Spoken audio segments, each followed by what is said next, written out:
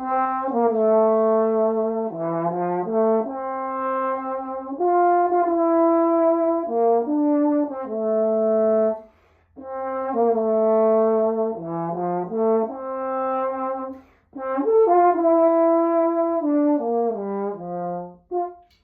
YouTube, welcome back to another video. I got 3 things in the last week. I got COVID. I'm nearly over it. This is like the last day of feeling anything. And I got 2 very, very cool horns. One of them is not an entire horn, obviously, because you've seen this bell and slide and counterweight before.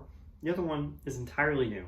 The first one is my new Bach 42R Greenhoe. Yes. This one just kind of popped into existence today because I got this valve section and tuning slide.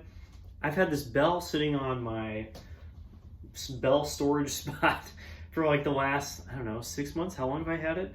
And I keep forgetting that I even have it because it just sits over there kind of in the dark, along with a lot of other projects that have not moved at all in years. And I just keep forgetting that I have it because, of course, it's set up for Shire's fittings and not the artisan fittings that my 42s are set up for. So I have this awesome bell and I can't play it. And I could have it fitted. I actually have the fittings right here that would go right up to my artisan fittings. You know, you just take in the valve section, boop, and have this all soldered on. But this popped onto my radar, an original Shire's Greenhoe valve section. Back in the old days, I'm thinking like pre-2000 or at least very early 2000s, the rotor valve offered on Shire's tenor trombones and bass trombones was just a Greenhoe. It was just a Greenhoe valve. It's a very different valve than the later Greenhoes in some significant ways, but it is a Greenhoe. You can see the wrap is the more traditional Shire style wrap instead of the Greenhoe, which is flipped around, I believe. Yeah, this 180 degree comes off of the second port rather than the first. And I think kind of oddly, it's got a non-reversed lower tuning slide leg and just I think a 42 tuning slide. Luckily it came with the tuning slide because I don't have an unreversed tuning slide sitting around. So having this show up made an entire trombone for me. I could just put this right on. Thankfully, Shire's fittings have not changed in the last 25 years, and this matched right up. The tuning slide fits perfectly. There's no like stress in any of this stuff to make it fit. And I've tried both my slides, but I'm using my Edwards slide at the moment. The 42 slide also works. It just makes it a little more dull. And this is really exciting because it just plays great and it sounds great. I have tested the 42R bell in my Hagman section a couple times. That's my other 42. And it seemed a little bit kind of light and zingy in a way that I don't really need. I also have a Friedman gold brass bell that kind of does the same thing and doesn't cost a lot of money. So I wasn't sure if I was really going to like this, but the Greenhoe section just kind of tames it a little bit and makes it a little more even. And I'm really enjoying the Greenhoe valve as well.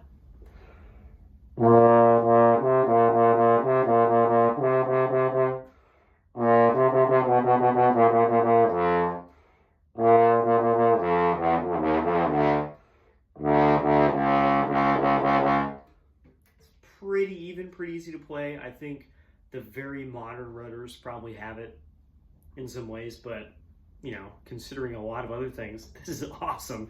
And this combination of parts, along with, I think surprisingly, my Doug Elliott G cup mouthpiece, just plays so well. I actually went through several other mouthpieces first. I used my G Plus cup, which is one deeper. I used my Alessi 3.5, and I was like, yeah, this is like fine, but it's not blowing me away. It's not like super easy to play. The sound isn't like making me really happy. And so I got out this as my third choice, and whoa, everything's way better. The color is there. It's way more flexible. The high range is better. The low range is better. I don't know what it is, but this really opened up a lot of things. This is really cool. I'm going to use it in quartets on Sunday And yeah, now I have 3 large tenders that are complete and another one that's nearly complete. I do not need this many horns. If you've been paying attention to the channel and my other social medias, you'll realize I'm approaching kind of a zenith of trombones. I think I have like 22 right now, which is way more than I ever want to have. So things will be sold, have no fear. The other one that is, I think, nearly as cool, finally, I have a Yamaha YBL 8130G. This is a Japan-only model. It is a custom model. It is not necessarily custom. I think there were options you could order. But what that means is it's the next line up from their 6 series instruments, like the 613, etc. I'm looking for a mark on here. There we go. Yamaha Custom Japan. This is a mark that was saved for only the very, very top stuff. Not the pro stuff. That was the 6 series.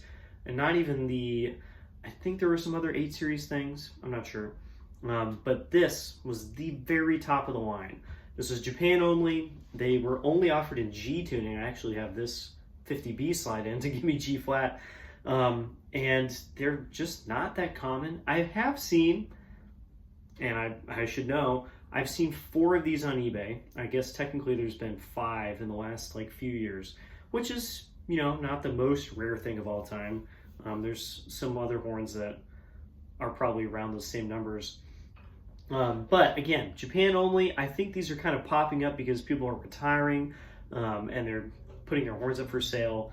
These are amazing instruments, even though it looks exactly like my old 613 or a 613G because it has the gold bell, rose brass bell. This is actually different in every single way. It's got special, one, it has oversleeves on the slide. They're different lengths. It's got a different lead pipe. It has special ferrules on every single part that are only on these custom series horns. The valves are the same, but they're very good valves. It has trim rings that are detailed. They're not just a normal Bach style trim ring on every single one of these slide receivers. That is not on other Yamahas. They just didn't use them and did not use them for a while after that. And then it's got a 10-inch rose brass bell, just like the 613G, but it's a little bit heavier and presumably different in some other way. But the cool thing is these horns are super duper duper good. I have a friend who has like the best possible one. It's gold plated and it has German snakes on the tuning slide and on the end of the slide. His was a very custom option, and it was apparently used by someone in like one of the top trombone quartets in all of Japan for like a long time. It's on like CDs of recordings. This one seems to basically just not have been played. It has a couple marks. It's got the usual mark on the slide where the paddle has hit it because the slide moved over too far. There's just a couple tiny little lacquer things. The slide is not exactly perfect, but there's no chrome loss, which was common on Yamahas at the time. And valves are super perfect. They were just a little grungy on the inside. This is about as good of a shape as you can get for a horn that was made mid-late 80s, I believe, maybe into the 90s. Like I said, I should know about these because this is my 5th attempt at trying to get one. These are sold by, I think, basically 1 or 2 resellers in Japan. They put them on eBay. And every time they've come up, I've like made offers or bought them, and the sales have been canceled. The orders have been canceled. They make up excuses about how the horn needs to be fixed, all sorts of things, and then they get relisted and someone else buys it. So this is my 5th attempt, and I actually think I got the best one. I paid not too much, but kind of like what I would consider market price. So I didn't get like a great deal on it, but I did get like the best possible one. And it's a really great match. We'll see if I can play it for my Hammond 20BL.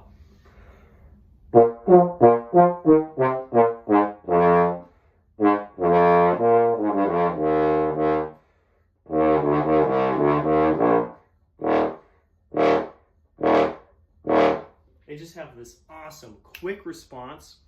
They have all the good things from the 613 and 630 series of instruments, but then added refinement beyond that with the heavier bell, different lead pipe, and just some other small tweaks and changes that make them just better. Those horns, the 6 series horns, once you played really loud, they would lose some control. They were kind of hard to like keep your grip on the sound. The sound would kind of go, wow. And these are straight up like top of the line professional instruments, and they don't do that. So they have all the really easy playing characteristics, the awesome low range, the great valves, the easy high range, awesome pedals, all that stuff, and then they're just better. So honestly, I think the secret's out, but these are like supremely good instruments. And I got lucky, and mine came with the original case, which I think is about the coolest thing of all time. It's like the new Xeno cases, but 80s. Like, what a cool freaking case. It's very small, it's, you know, relatively light. A lot like the new Xeno cases, honestly.